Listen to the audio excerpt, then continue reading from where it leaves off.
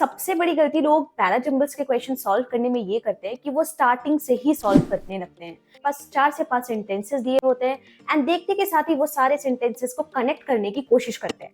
That is not the right approach. So in this video, I am going to tell you what is the right approach to solve a parajumble। और अगर आपको parajumble solve करना आता हो या नहीं आता हो, अगर आप ये 2 ट्रिक्स जो मैं आगे आपको वीडियो में बताने वाली हूँ उसका ध्यान अगर आप रखोगे तो definitely by using your logic you will be able to solve the parajumbles question very easily. Hello everyone, hope you all are doing well and keeping yourself healthy. My name is Anshika Singh and this year I have graduated from IIM Mumbai and currently I'm working as a program manager at Amazon.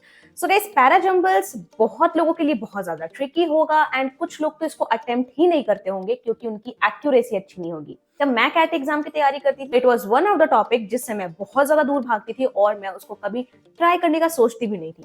But over the period of time बहुत सारे practice करने के बाद मैंने एक tips and tricks अपने लिए रख लिया था और बहुत रिसर्च करने के बाद, पढ़ने के बाद एंड वही सारी चीजें ही मैं आप सबसे शेयर करूंगी। सो गाइस, पूरे पैराजंबल्स को हम 2 स्टेप में सॉल्व करेंगे। First step, before you start your reading, आपको रीडिंग पूरे जितने भी सेंटेंसेस है उनको रीड करने से पहले किन चीजों का ध्यान रखना चाहिए और क्या आपको सेट अटेम्प्ट करना भी है पैराजंबल का या नहीं, ये आपको तब पता चलेगा। And second, after you start reading your sentences. So guys, parajumbles में हम ये तो जानते हैं हमारा एक ओपनिंग सेंटेंस होता है, एक क्लोजिंग सेंटेंस होता है एंड बीच में हमारे बहुत सारे कनेक्टिंग सेंटेंसेस होते हैं। Let's talk about the first thing and that is before when you start reading your sentences. इसमें सबसे पहले आपको ध्यान ये रखना है कि कौन कौन से आपके शॉर्ट सेंटेंसेस है, आपका ओपनिंग स्टेटमेंट है या फिर बीच में कहीं कनेक्टिंग है। सेकेंड चीज जो आपको ध्यान रखनी, you have to find the connectors. अगर आपको किसी भी सेंटेंसेस में कनेक्टर्स दिखते हैं like positive connectors and negative connectors, तो आपको उस सेंटेंस के आगे सी मार्क कर लेना है कि आपको क्लियर रहे कि ये सेंटेंस जो है वो कनेक्टिंग सेंटेंस है। नेगेटिव कनेक्टर्स होते हैं आपके but, yet, however, nevertheless, on the other hand, instead, ये सारे कनेक्टर्स आपके नेगेटिव कनेक्टर्स है। आप चाहो तो इसको याद भी कर लो। पॉजिटिव कनेक्टर्स आपके होते हैं मोर असाइड, बिसाइड, फर्दरमोर, सो, हेंस, देयरफॉर, क्लियरली, ये सारे आपके पॉजिटिव कनेक्टर्स है। आप चाहो तो इंटरनेट से भी ढूंढ सकते हो पॉजिटिव कनेक्टर्स क्या है, नेगेटिव कनेक्टर्स क्या है। अगर आप इसको याद रख सको तो भी ये बहुत ज्यादा अच्छी बात होगी। आपको पॉजिटिव और नेगेटिव याद रखने की जरूरत नहीं है, आपको सिर्फ कनेक्टर्स ढूंढने की जरूरत है एंड जिस भी सेंटेंस में कनेक्टर्स है आप उसके आगे C mark. Before moving ahead in a video, let's give a shout out to the sponsor of this video and that is practice mocks. So guys, यहाँ पे आपको फ्री में मॉक्स अवेलेबल होता है। फिर आपका कैट एग्जाम खत्म हो जाएगा, उसके बाद आपके ओमिट एग्जाम्स आएंगे, उस टाइम पे भी ये आपके लिए हेल्पफुल होगा। आप इनके वेबसाइट को चेकआउट कर सकते हो, वहां पे आपको फ्री में मॉक के साथ साथ एनालिसिस भी मिलती है। So guys, after attempting your mock you can know your AIR ranking, all India ranking, and also you can compare your scores with the toppers. You will get the detailed analysis on an Excel sheet, whatever you have attempted, and also you will get a detailed solution. If you are looking for free mocks, आगे omit exams भी आने वाले हैं, उसके लिए भी अगर आप मॉक के लिए देख रहे हो and it is also available at free of cost. जितने भी लिंक्स है वो मैंने नीचे डिस्क्रिप्शन बॉक्स में डाल दिया है। आई वुड सजेस्ट कि it is free of cost, को ये ट्राई भी करना चाहिए ताकि आप वेराइटी ऑफ क्वेश्चन से अपने आप को अवेयर करा सको एंड जब आप क्वेश्चन अटेम्प्ट करो तो ये आपको आपकी रैंकिंग भी बताती है। तीसरी चीज आपको ढूंढने की जरूरत है वो है कनेक्टिंग वर्ड्स, जैसे कि also, as well, another, other, too, ready, ये सारे आपके कनेक्टिंग वर्ड्स है। द भी आपका कनेक्टिंग वर्ड है। The is useful when it comes in front of a common noun like the country. The country लिखा हुआ है, इसका मतलब पहले के कोई सेंटेंसेस होंगे जहां पे कंट्री का नाम मेंशन किया हुआ होगा। लेकिन अगर द USA लिखा आता है या द इंडिया लिखा आता है, टाइम पे जो दी है हमारा वो हमारा कनेक्टिंग वर्ड नहीं होगा। ये तभी कनेक्टिंग वर्ड होगा जब किसी कॉमन नाउन से पहले वो अटैच्ड होगा। For example the country. Now the fourth thing is proper nouns.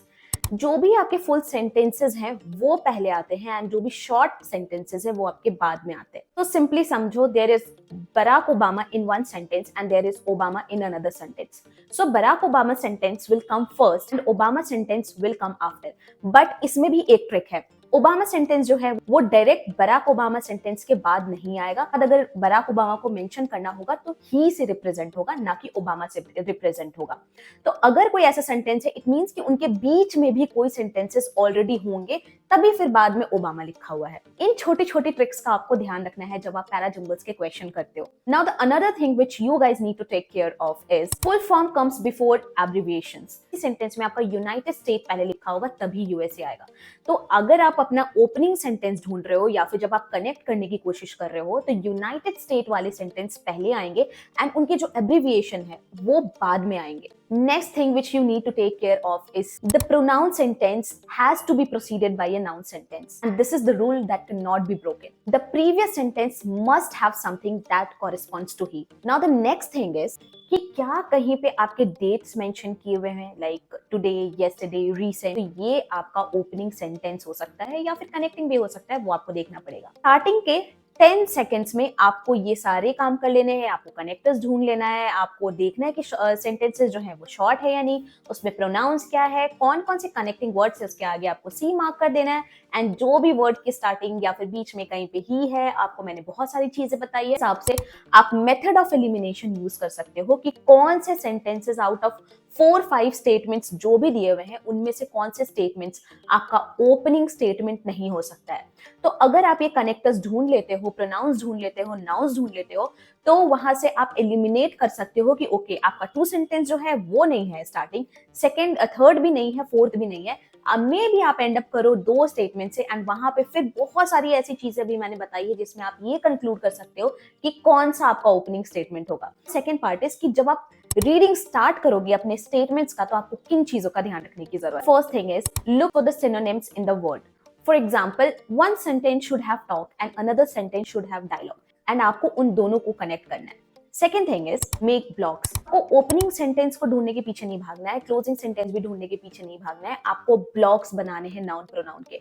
जब आप नाउन प्रोनाउन का ब्लॉक्स बनाओगे तो ऑटोमेटिकली आपका opening sentence and closing sentence मिल जाएगा आपको। इस पहले पार्ट में मैंने आपको समझाया था प्रोनाउन वाले जो सेंटेंसेस है वो नाउन वाले सेंटेंसेस के बाद फॉलो अप होते हैं।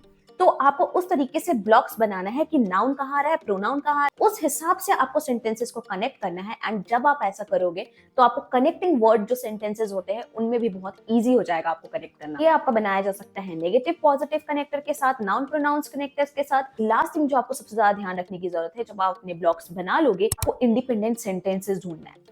इट माइट बी पॉसिबल कि आपके पास 2 इंडिपेंडेंट सेंटेंसेस हो and this is the very tough part, जब हमारे पास 2 इंडिपेंडेंट सेंटेंसेस आ जाते हैं। वहां पे आप कैसे डिसाइड करोगे कि कौन सा आपका ओपनिंग होगा एंड कौन सा क्लोज होगा।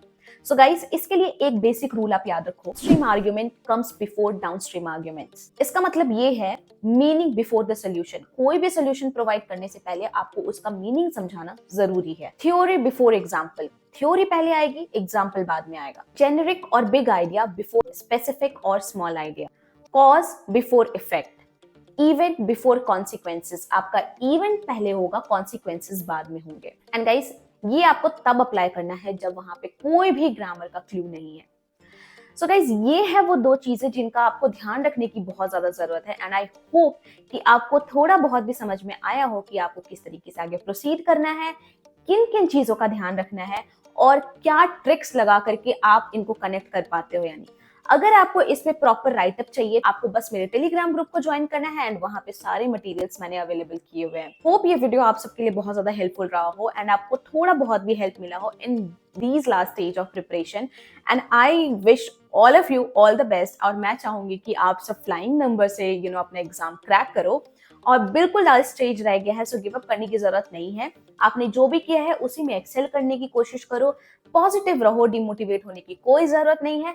बस trust the process and you will get whatever you want to achieve. Manifest करो चीजों को। So guys, that's all in this video. Hope you have liked the video, and if you have liked the video, then please do not forget to hit the like button, the bell icon below. Till then, bye bye, take care, and keep rocking it, guys. Keep preparing it hard.